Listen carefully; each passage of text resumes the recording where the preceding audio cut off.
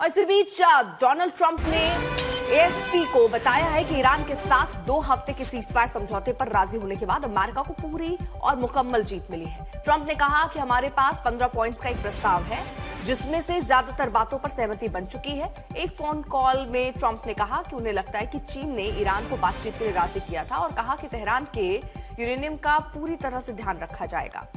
Trump ने इसे टाल दिया था। उन्होंने कहा कि ईरान युद्ध की निगरानी करने के लिए उन्हें वॉशिंगटन में ही रोकना होगा।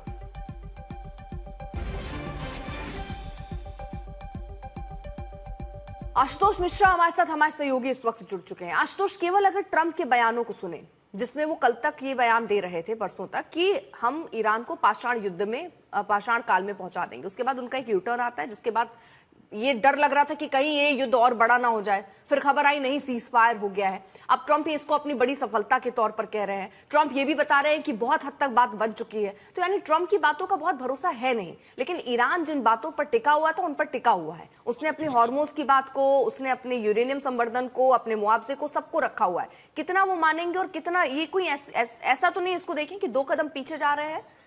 जो सवाल आपने पूछे हैं, दरअसल यही सवाल इशारा करते हैं कि ऑप्टिक्स और नैरेटिव वॉर में ईरान जीत गया। जिन शर्तों को वो 15 दिन पहले कह रहा था, 15 दिन बाद उन्हीं शर्तों पर टिका हुआ है। यहां तक कि 31 मार्च को जब चीन और पाकिस्तान की ओर से मध्यस्थता की शुरुआत हुई, उनके 5 एजेंडा में लिखा था कि युद्ध तुरंत खत्म हो, परमानेंट सोल्यूशन के लिए बातचीत हो, हॉर्मुज को तुरंत खोला जाए, जो नागरिक संस्थान है उन पर हमला ना हो। और वो ट्रंप जो आज भारतीय समय अनुसार 5:30 बजे हमला करने वाले थे, अचानक 1 घंटे पहले आते हैं, क्योंकि पाकिस्तान और चीन की ओर से बैकडोर टॉक चल रही थी, डिप्लोमेटिक चैनल खुले हुए थे और उन बातचीत में यह हुआ कि और कोई रास्ता तो है नहीं। अमेरिका का पहला ऑब्जेक्टिव क्या था? सत्ता परिवर्तन करना। खामनेई को मार दिया, लेकिन क्या वो सत्ता परिवर्तन थी? नहीं, वो नहीं हुआ। उन्होंने कहा मिलिट्री पूरी तरह जो है डिसमेंटल कर देंगे। क्या वो हुई? वो पूरी तरह नहीं हुई। लेकिन वैश्विक दबाव एक चीज ऐसी होती है जो काम करता है, और इसका उदाहरण हमें सीखने को मिलता है गल्फ वॉर से। सारे अरब देशों ने तेल का उत्पादन बंद कर दिया, वैश्विक संकट खड़ा हुआ, इजराइल को पीछे हटना पड़ा, अमेरिका को पीछे हटना पड़ा था। ये वही इतिहास ईरान ने फिर दोहराया है। उसने उस पल को जाना था।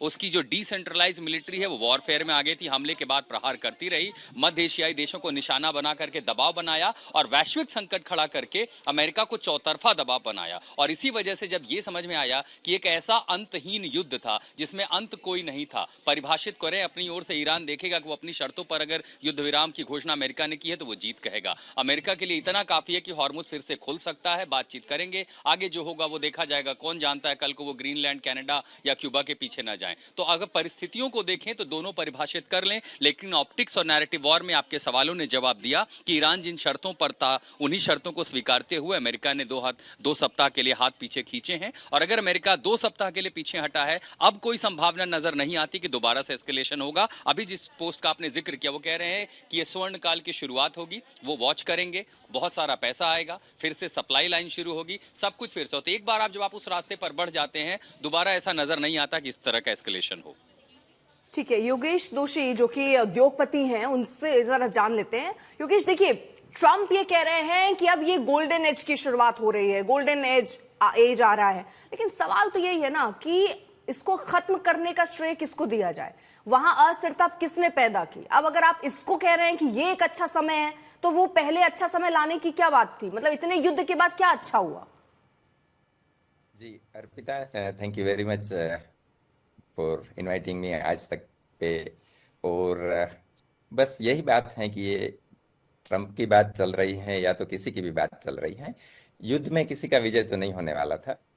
ये युद्ध हुआ है, काफी बड़ा नुकसान भी हुआ है, लेकिन ultimately cease fire is like step forward to समझौता की तरह आगे बढ़ रहे हैं। तो जो होगा इसमें जीत किसी की हुई वो नहीं देखा जाए, तो ये देखें तो फायदा तो होने वाला है। अगर सीज फायर की वजह से अगर समझौते पर पहुंचे और उनकी जो शर्तें कुछ भी मान ली गई, दोनों साइड नेगोशिएशन होगा जरूर, लेकिन अल्टीमेटली अगर ये सैंक्शन हटेंगे तो बिजनेस की उम्मीदें बढ़ेगी।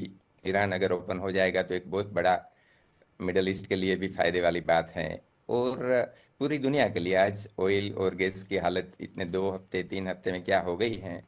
तो इन सब से देखा जाए तो पूरी दुनिया के लिए ये युद्ध विराम बहुत ही जरूरी और फायदेमंद है, और इसमें सबका फायदा होगा।